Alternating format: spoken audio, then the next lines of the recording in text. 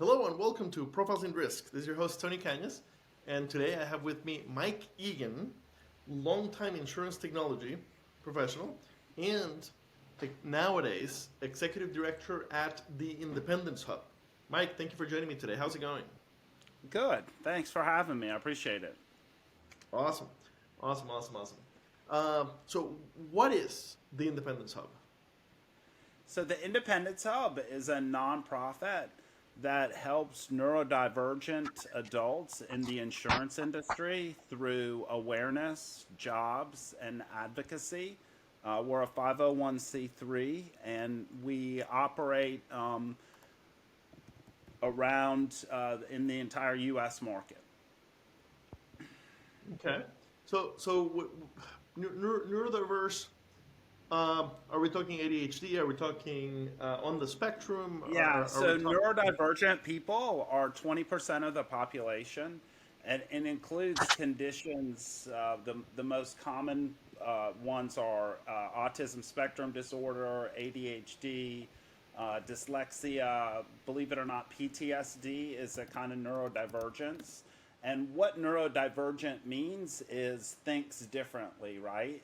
As I said, it's 20% of the population. And the idea is that because people's brains operate differently, they may be suited for different kinds of jobs. And that if you could make some minor accommodations in some jobs, that you may be able to get the benefits of either a source of labor where one's not available, or a source of labor that is superior in productivity and then in retention. The most common example in insurance is around quality assurance testing. So if you have any kind of systems implementation and you need to do acceptance testing or testing actually at any level, there have been a number of examples beginning back as far as 2014 with the DXC Dandelion program using autistic testers to test code. Does that make sense? Is that what you're looking for? Yeah, absolutely. Okay. Tell me about the Dandelion program. The, what Yeah, kind of so research? dandelion actually, it's not just the dandelion program is part of this dandelion concept that was very popular like around 2014, 2015, 2016. And most of your neurodiversity at work programs kind of stem from that work that had been done there. A lot of it is in the Far Eastern market. A lot of the US, I would say, is probably, with respect to adopting neurodiversity and these kinds of ideas, is probably a year to 2 years behind Europe, and maybe a little more behind the Pacific Rim. A lot of the research, like, so the term neurodiversity itself was coined by an Australian social scientist in 1998. So, and if you go and do research, a lot of it will be out of Australia. Interesting. Okay. Um, okay. So what is the business case? So on one Yeah. hand, we definitely have a talent problem in insurance, right? We have a lot of retirements. We have a hard time Yep. attracting and retaining you, especially retaining young talent. Um, so Yep. so any new population that we can reach and especially that we can retain is a big win. Uh, you talked about small accommodations. So what kind of accommodations can be used, and how do we know who to give them to? So yeah, so let's look at the best way to, and I learned this from Judy at UConn. The best way to look at a neurodiversity program is to think about it in terms of a single use case, right? So we'll take a use case all the way from hiring to that person being onboarded, right? And look at the places where there's value in that business case, right? And so we'll try a real example. So let's say that you are an insurance company and you're a regional carrier, and you do a lot of development work on your own, right? And you have a testing group that has been that testing group, there's people retiring from it, and that function really can't be replicated with the staff that you have right now. You just don't have the people to do it, right? So this insurance company has a couple choices. One, and this is what's been happening a lot in testing, is they will just not do it. So, so they'll push this testing function onto some other business, right? Or they will go out into the market and buy testing off the shelf. So the autistic testers that we employ through that we do with Pathways for Autism, that's a service that could be offered to that carrier as opposed to going out on the market, and it's competing head to head with another with anyone who's somebody who's just doing testing. And that is one way, right? There's a business case. It's pretty clear there is a service that's needed and there's a service that's available to replace it, right? If you want to start hiring autistic people on your own, so what you do then is you'd have to go and look at a program for your entire enterprise. And in that point, you might engage with Judy at UConn, or engage with your HR to take a look at, one, how you hire, two, having manager training for everyone on board. And the business case there is going to be recognized in retention of staff, or it's going to be recognized in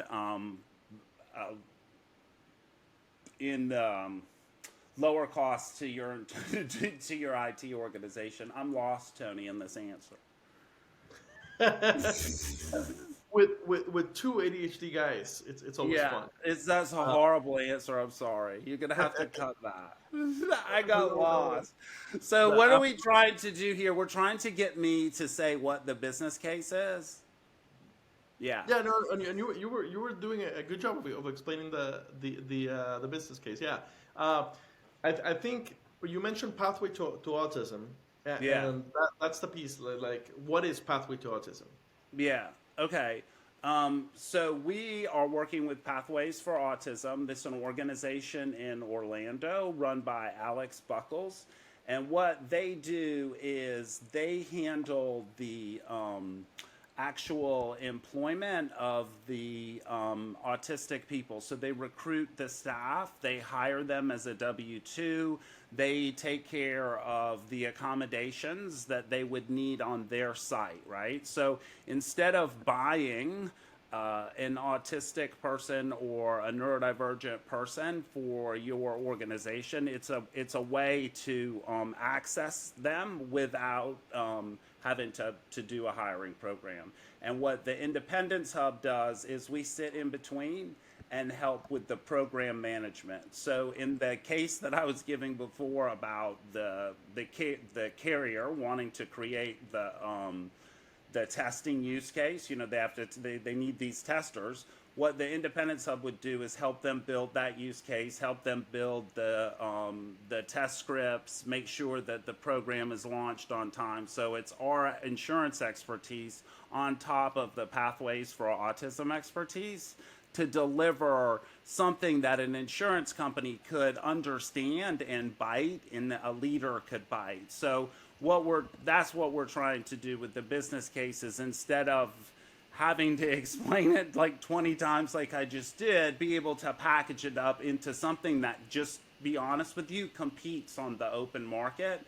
And the way we're going to market is, these are autistic testers, but this ain't no charity. What these people are better at it, and there's reasons why. So it's a competitive advantage.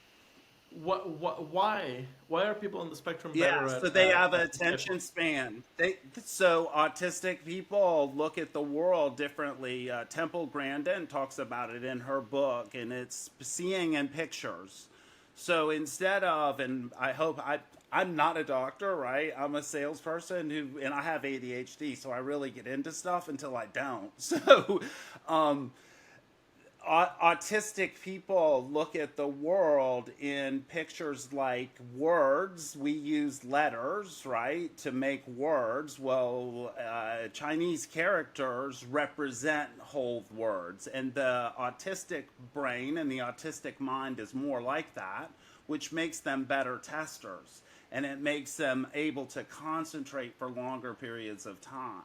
Now, what do they need? They need someone to tell them it's time to start and time to stop.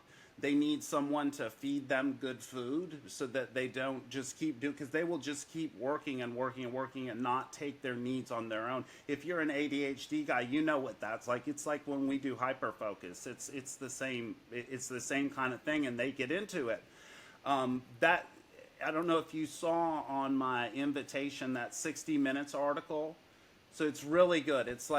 It's maybe 10 minutes, but there's a 60 Minutes article, and it is about the people on the autism spectrum who are really good at doing reviews of websites to look for errors. So if there were, like, it's supposed to be 1099 and it's actually 1047 on that, there's those small errors.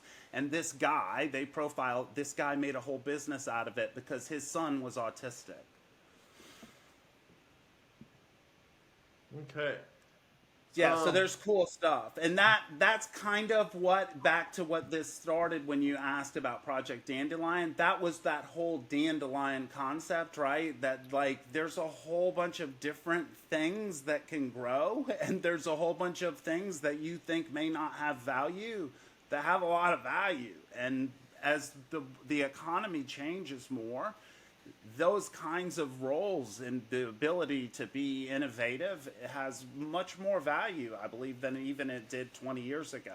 And insurance needs to get more of these people, um, or they're going to lose out to other industries. Because now that other industries are doing things like predictive modeling, the the neurodivergent people who are here already, they're going to have options that maybe they didn't, because a lot of neurodivergent people are the ones who are doing that modeling, man. They're the actuaries who are they're on the autism spectrum. They're doing all this modeling, and now other industries might want them. okay. Um, looking at the website, what is the NTA trade association? Yeah, so NADA is, and so the words in neurodiversity are really hard to say. So we're trying to trying to shorten things. So NADA is a neurodivergent trade association, and we are organizing neurodivergent professionals in the industry to create mentors, because that's one of the critical success factors, is to have a mentor. And in order to get a mentor, you need to have a group that are together. And so as part of our awareness program, which is something I wanted to talk about you with as well, we are doing a road show where we're going to have a booth at probably 7 to 10 of the major events. The ones where I would see you, like ITC. We were at ITC and had a lot of success. So we're going out to our donors and getting supported. AGIA just, I don't know if it'll be by the time this gets done. So AGIA just announced that they're going to be a platinum sponsor, but we'll be at the bigger trade shows exhibiting and signing people up for NADA, and then also gathering personal stories about people who are neurodivergent and what it is that they need. Okay, fantastic. So you're aiming to get the word out via going to some of the major trade shows in insurance. Yeah. Uh, already did ITC, and that was a success. And looking at creating a Gonna mentor blank. program. Uh, You're we, blank again. you can hear me, right? I can now, yeah. You were Okay. blank for a while. Okay.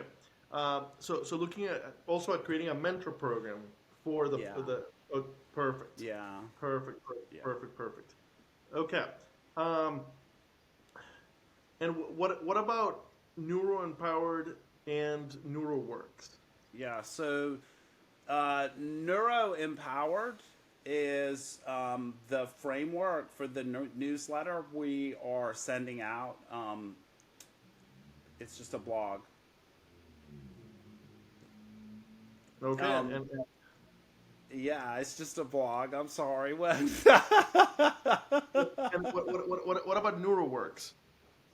So, NeuroWorks is the idea that we came up with as a platform for offering a complete set of neurodiversity services, and that could be licensed. I have a colleague of mine joining in January or February, and Danny is going to run that NeuroWorks platform, and it will consist of use case libraries, training materials, adapters to companies like Mentra and other job board type providers. Okay. So for any leaders at insurance companies that agree that this is an important uh, an important Yeah. campaign, an important Yeah. organization, how can they get involved? So the first thing is to just get basic awareness of some general facts about neurodiversity, and it takes about a minute. It's on our website, and I can just summarize it here. 20% of the population is neurodivergent. They have an 80% under an unemployment rate despite having very relevant skills. With the insurance industry losing what is projected to be 400,000 people, professionals in the next 3 to 5 years, looking at and adopting neurodiversity programs is going to be a business imperative for those leaders, right? So once you realize that this is an opportunity, not something that you're just going to have to impose or an entitlement of some kind, that mindset shift, I think, is the first thing that leaders need to do. The second thing that they need to do is to identify some place in their organization where they think that they can personally sponsor a neurodiversity pilot and seek out a partner like somebody like Judy Riley at UConn or another. There's a many very qualified for-profit and nonprofit companies that can help you do a neurodiversity pilot. But the key is that the leader has to be involved and has to have a personal stake in it. And any program that you'll run through will have three elements. So the first element will be, as I said earlier, there has to be some kind of mentorship program that is outside the employer. So there needs to be a larger industry mentorship program. So we would ask for that leader to work with us to help launch NADA. The second thing that needs to happen is managers need to have a basic kind of awareness training.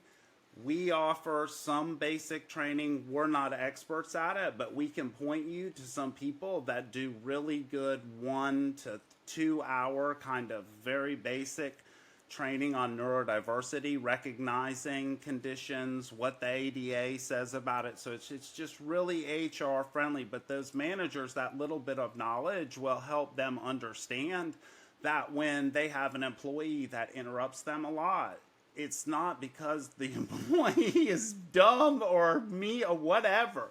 Just understand what it is a little bit so that you can get the right kind of people in the right kind of roles. You don't want someone who interrupts somebody all the time in the wrong kind of role. So it's more about that kind of right sizing and right positioning people around that manager training and then coaching those managers. And then finally, the third thing that the leaders would need to do is to change the way that they do interviews, so that interviews are not one and done exercises. That what interviews are opportunities to engage with the talent pool over time.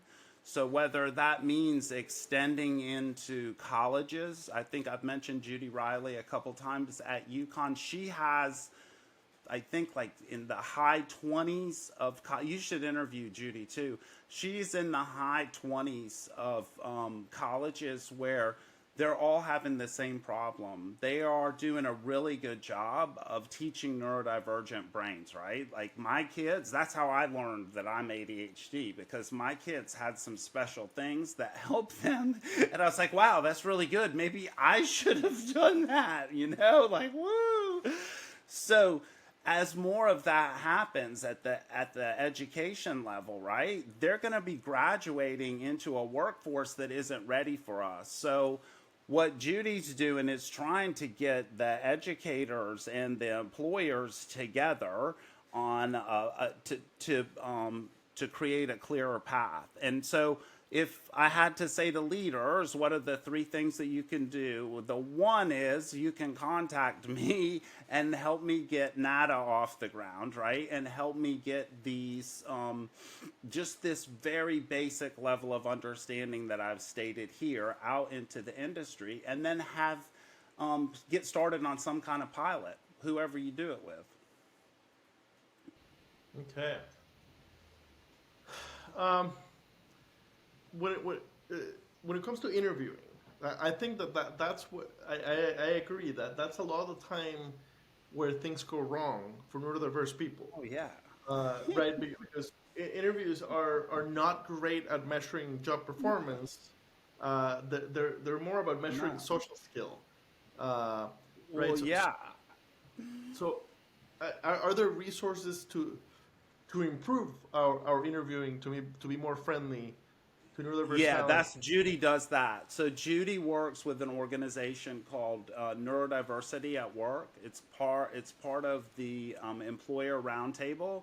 The only insurers that have joined that organization are Travelers and Pru. So, like I said, if the US, yeah, there is a start, but we are behind. I mean, we're definitely behind, and it's at the industry's peril, because I think we have more neurodivergent people here than other industries do. And I think it's because you have, on the producer side of things, you have all these ADHD people, because one, it was the only place they could get a job in a lot of cases, right? So there's, they'll give anybody a chance in that producer world, right? And so there's some room for people to make things happen in their own way. And then on the other side of things, on the more on the autism side, the autism spectrum side of things, actuaries, data analysts, all of those heavy STEM skills, because STEM skills are associated with ASD.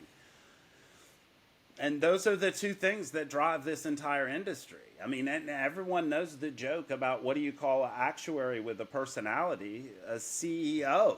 I mean, yeah, that's who a CEO is. And they're here and we're here. All right.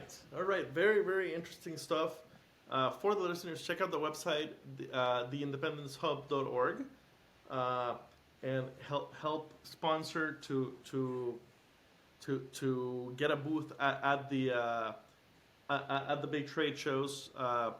Definitely something we can do much better at, and given the unique situation of the industry where we are losing so much talent to retirement, and very interesting points about how we probably attract more neurodiverse talent than other industries have in the past. Very, very interesting analysis. Would love to if anybody has numbers on that, if anybody's done research on that and has numbers on the neurodiversity of insurance as it is today compared to the average industry, would love to see that. So Mike, thank you so much for your time. Very, very interesting stuff. Thank you for taking this fight. I do agree that it is something that we can definitely improve. and something that would be really good for the industry to do better. Thank you.